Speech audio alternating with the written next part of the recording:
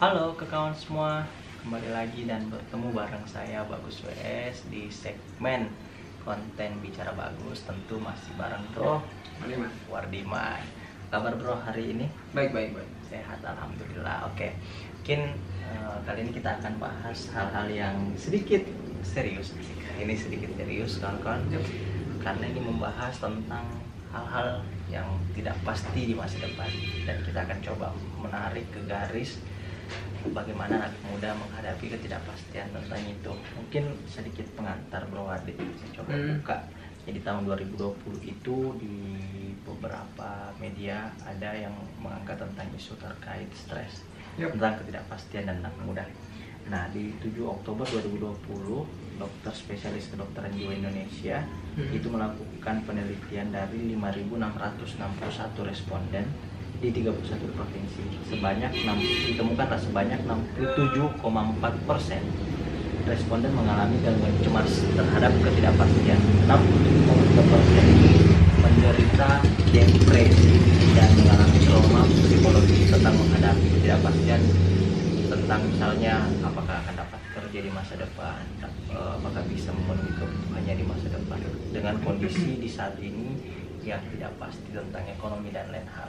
Kalau Bro Wardiman itu melihat kondisi ketidakpastian ini bagaimana Bro? Karena arahnya kan anak muda akan mengalami stres dan mungkin bisa saja ya trauma, depresi dan lain-lain. Ya, jadi kalau melihat dari kondisi yang sekarang terjadi ya, kita kalau menghadapi ketidakpastian itu pasti karena sesuatu hal yang baru, terus sesuatu yang kita tidak tahu apa yang harus kita lakukan. Itu kan biasanya memang memberikan kita rasa yang beberapa faktor mungkin yang menyebabkan kita jatuhnya stres, terus cemas.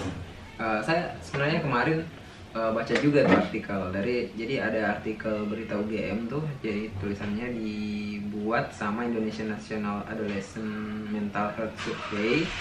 Itu angka kejadian gangguan mental pada remaja usia 10-17 tahun aja di Indonesia itu dari 1 dari 3 remaja Indonesia memiliki masalah kesehatan mental. Jadi bayangin, dari fase remaja saja kita sudah memiliki masalah mental itu tadi, yang dimana pasti terjadilah gangguan, baik itu stres ataupun kecemasan itu sendiri. Apalagi setelah fase itu, dimana kita dihadapkan kepada dunia kerja, terus dimana kalau seumpama dunia kerja kan jatuhnya belum pasti ya. Kalau kita lulus kuliah gitu langsung wah ada yang mau dapat kerja saya, itu kan nggak mungkin juga langsung gitu kan. Pasti ada fasenya dimana kita kosong, terus Nganggur lah.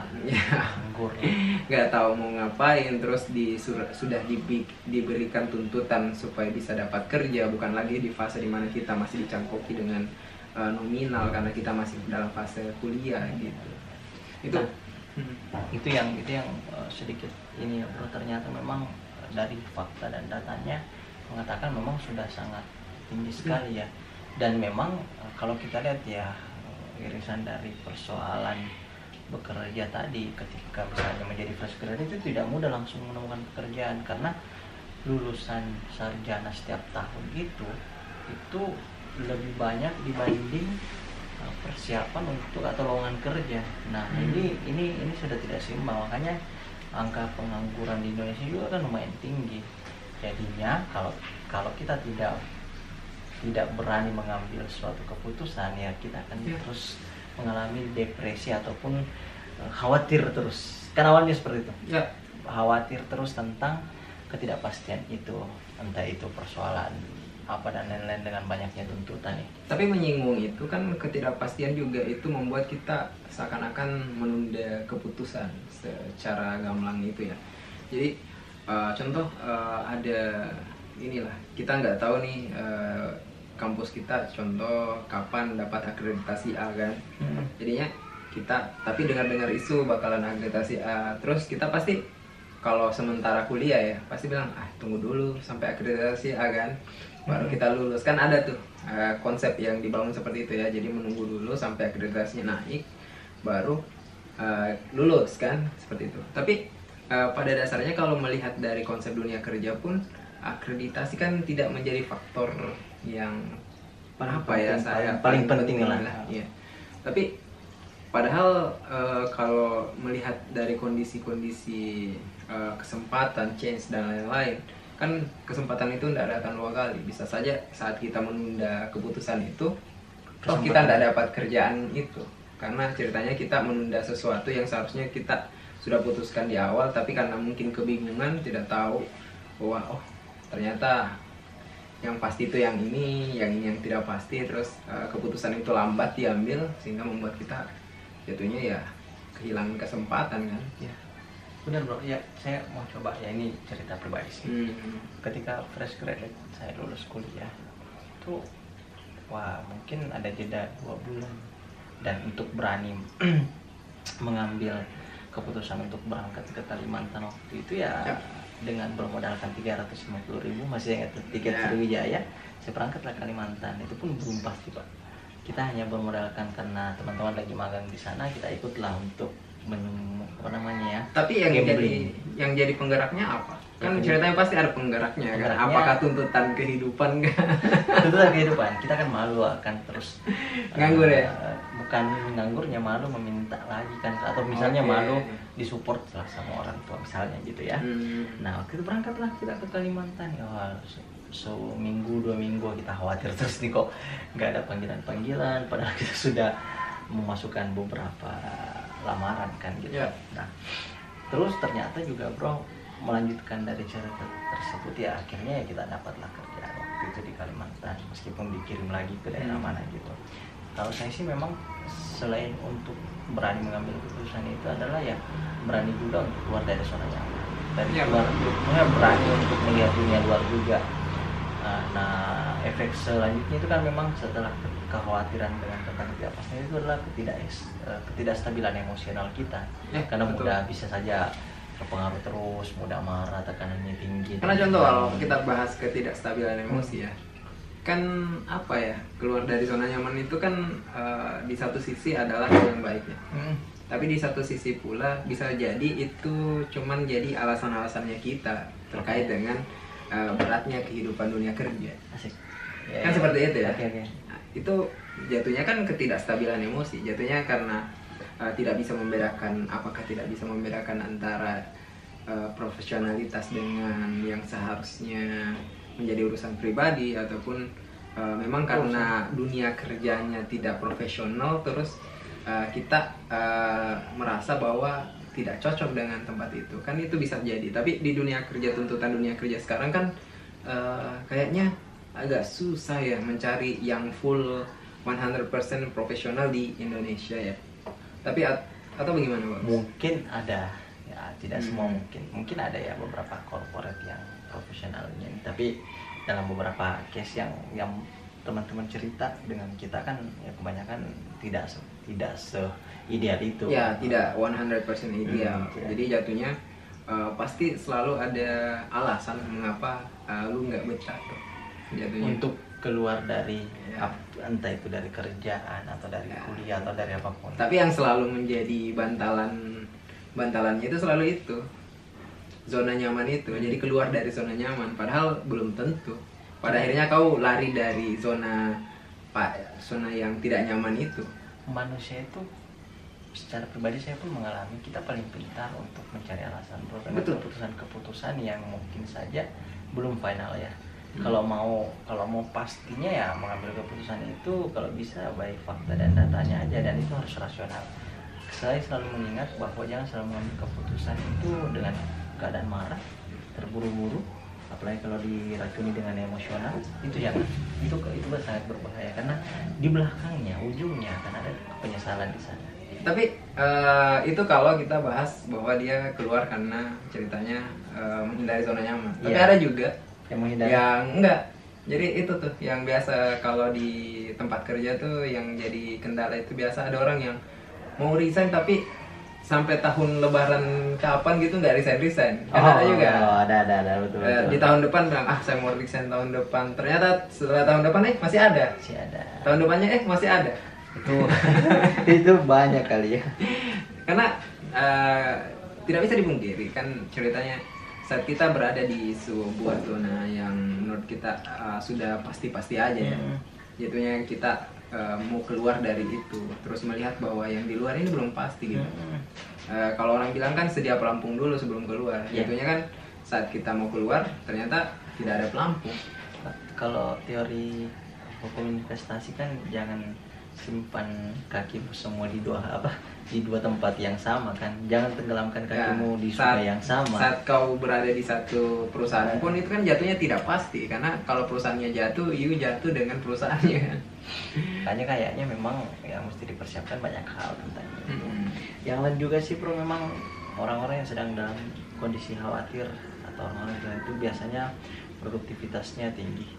Nah, kalaupun misalnya dia belum bekerja, biasanya tuh tingkat magernya atau malas kerasnya juga tinggi. Karena pemikiran itu sangat berpengaruh tentang apa yang akan kita lakukan.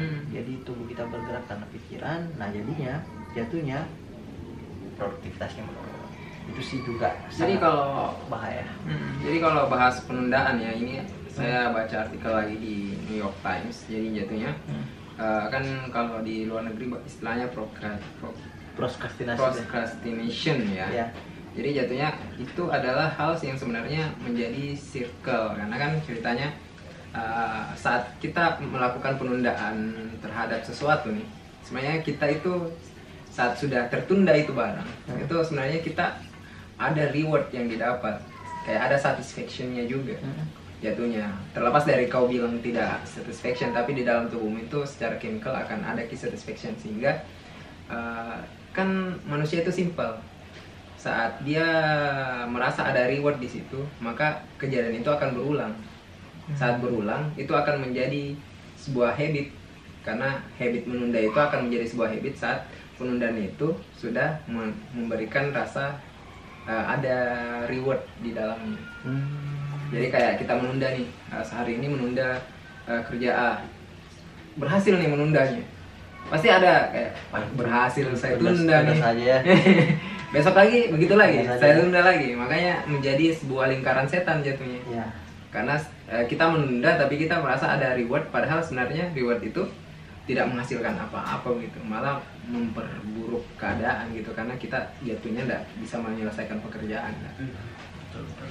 Nah, jadi kalau memang kita lihat ya, masuk ke tahap bahwa peran emosi dan kognisi dalam menghadapi ketidakpastian itu, memang emosi itu di awal kan pasti sangat cemas, kita mengalami kecemasan yang sangat tinggi, sering muncul pada saat individu dihadapkan pada ketidakpastian. Emosi ini tidak membantu kita untuk bisa lagi bekerja dengan positif, karena memang ya akhirnya tidak stabil.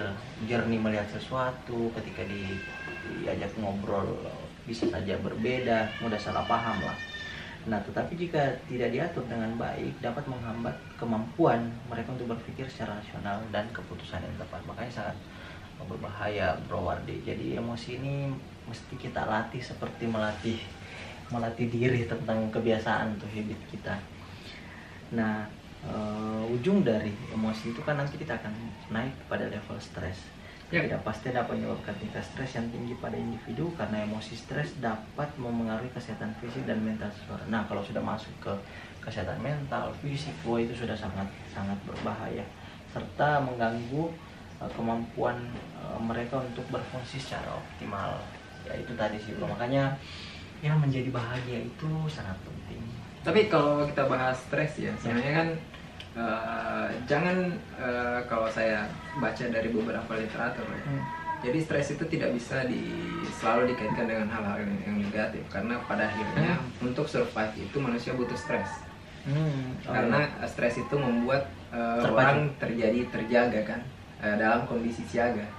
Karena saat Anda tidak dalam kondisi siaga, Anda akan itunya kayak gimana ya, kalau di zaman dahulu kan ceritanya kalau kita mau berburu kita harus stres kan, karena kita harus dalam kondisi siaga. Terus kalau seumpama kita lengah sedikit saja mungkin kita diterkam hewan buas dan lain-lain. Tapi dalam kondisi yang sekarang itu, stres itu dibuat bagaimana kita bisa menghadapi keadaan-keadaan yang memang, karena pasti saat kita menghadapi keadaan masalah gitu, ada masalah pasti akan stres. Tidak mungkin tidak bakalan stres kan, tidak ada orang yang menghadapi masalahnya no worry biasa aja gitu-gitu kan, nggak mungkin. Pasti ada tingkatan stres tertentu ya, walaupun ada yang bisa tidak menunjukkan kan ya, secara dia bilang aku baik-baik saja tapi ternyata di Jadi- kamar penangis gitu. kan secara biologi itu sebenarnya terjadi peningkatan kortisol ya. Jadi tapi kalau seumpama kita bahas kortisol, sebenarnya kan saat kita bangun pagi itu memang tingkat kortisolnya kita itu tinggi. Kortisol itu apa? Jadi jadi hormon kortisol Ya. yang terkait dengan itu.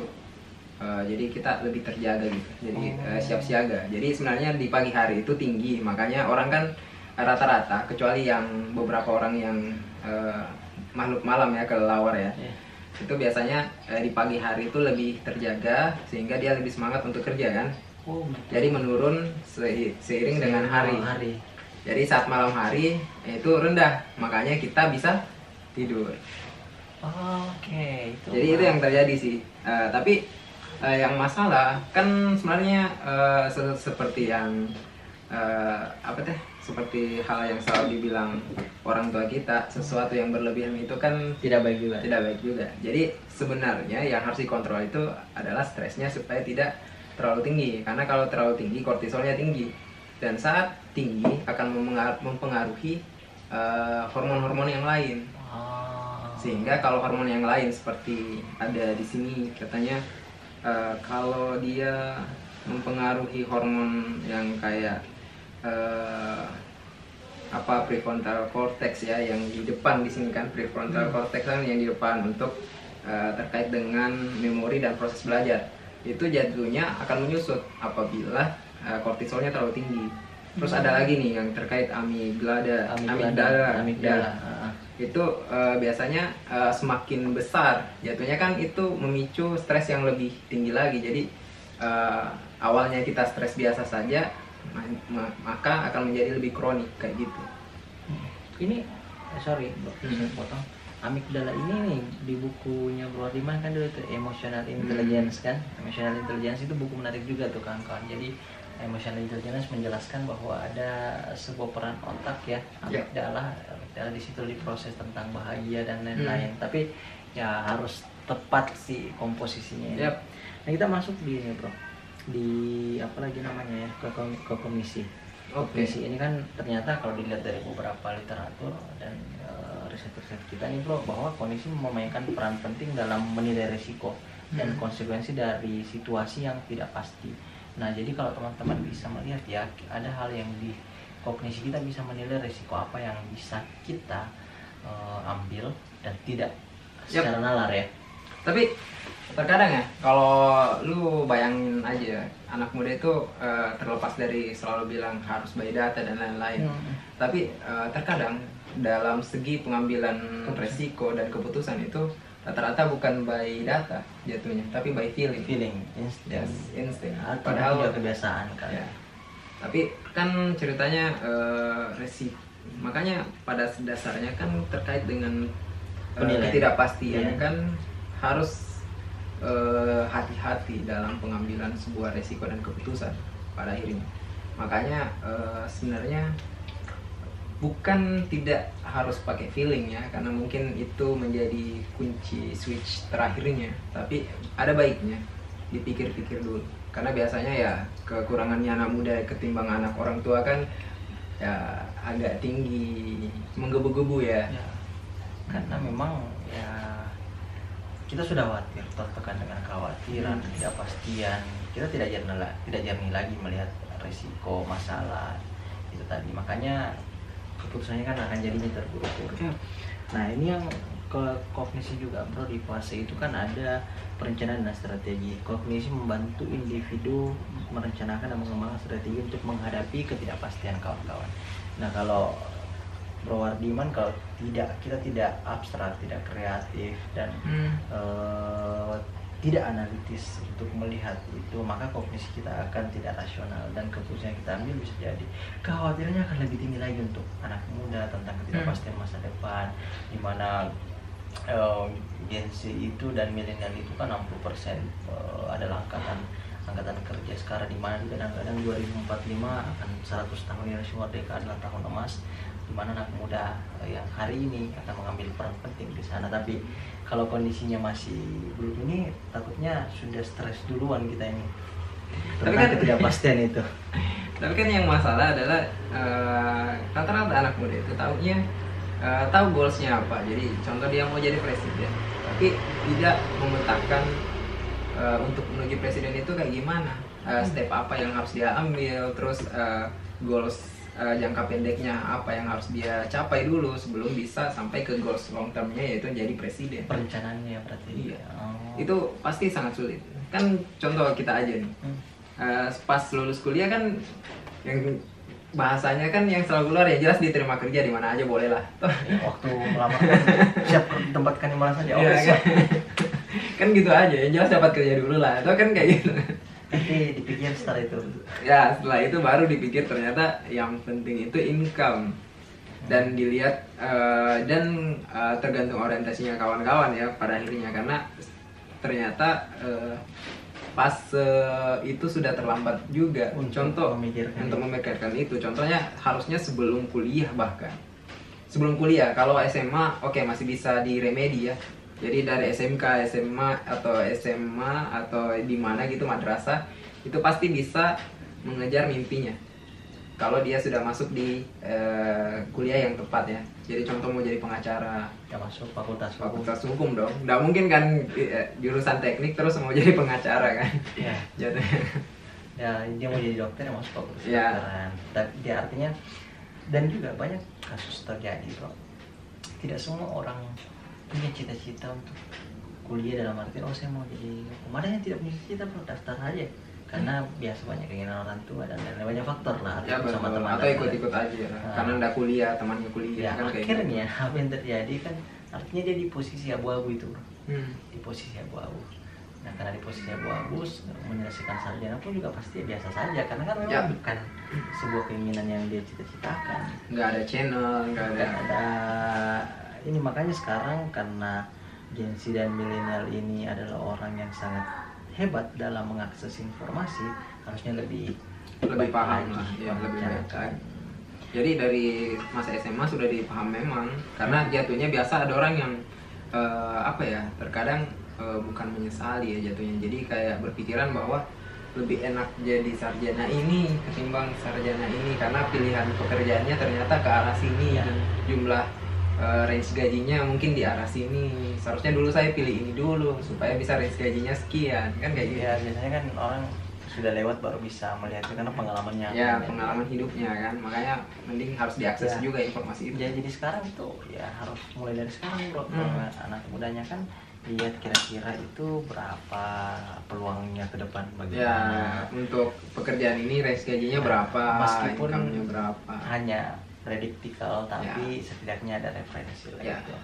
Nah bro, jadi kalau di pengulangan tidak pastian kan memang kita arahnya adalah bagaimana bisa menyeimbangkan semuanya. Stres itu boleh tetap ada, dan itu tapi dikontrol, dikontrol, dan ternyata itu juga bisa menjadi hal positif. Karena membuat Anda tetap terjaga. Kalau Anda stres, waspada kan? Anda ngantuk pak.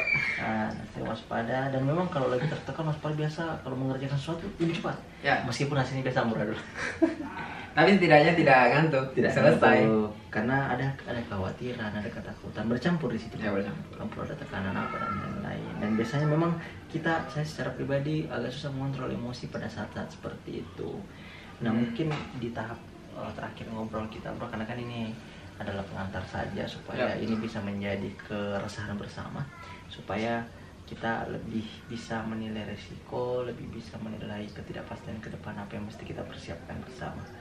Bahwa respon emosional dan kognitif individu terhadap ketidakpastian memainkan peran penting dalam cara mereka mengatasi tantangan dan menghadapi situasi yang tidak pasti.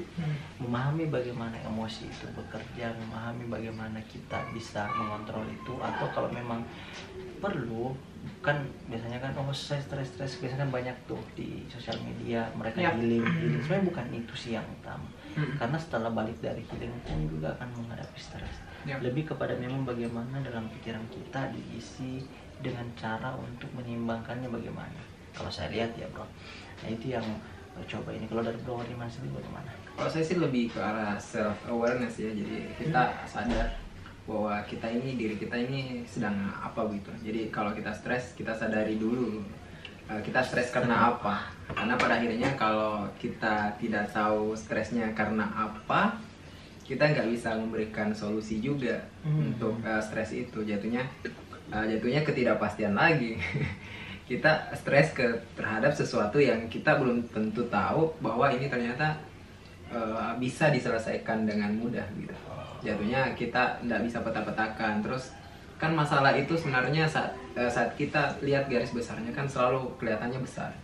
Tapi pada akhirnya kalau kita potong-potong masalah itu menjadi beberapa step, mungkin lebih mudah ya. Jadi lebih mudah untuk mengakali stres itu. Dan kalau terkait dengan ketidakpastian di zaman yang sekarang ini kan sebenarnya ada dua kemungkinan kita bisa mendapatkan informasi itu, baik dari sosial media dan lain-lain ataupun dari historical masa lalunya kita. Jadinya kan informasi itu di zaman sekarang sulit kayaknya kalau hanya kita yang tidak mau mencari ya. Jadinya kalau seumpama di masa sekarang, apalagi dengan perkembangan zaman, kita ketik aja di ChatGPT, saya mau minta terkait dengan ini, langsung ada bro. Iya, menjawab. Bahkan kalau saya tidak pernah salah itu Google ditanya ya kapan kiamat, Google menjawab Pak, katanya tahun apa gitu lah saya. Jadi memang memprediksi sesuatu itu sekarang lebih mudah, cuman memang di pikiran kita yang mampu mengelola dan menganalisis itu juga semua. Masih ada bro kira-kira? Ada. Ya, jadi tadi bahwa memang bagaimana dan kognisi berinteraksi dalam konteks ini penting untuk menjadi strategi yang efektif untuk kita, karena ini panjang, selama kita hidup akan mengalami ini terus. Karena ketika kita tidak mampu mengelola ketidakpastian, maka kita tidak mampu menjaga kesejahteraan diri sendiri. Kita nggak bakalan survive sih. Betul. Nah, di era yang tidak pasti, apalagi kan dulu ada tuh VUCA setelah COVID, apa kan banyak stres tuh.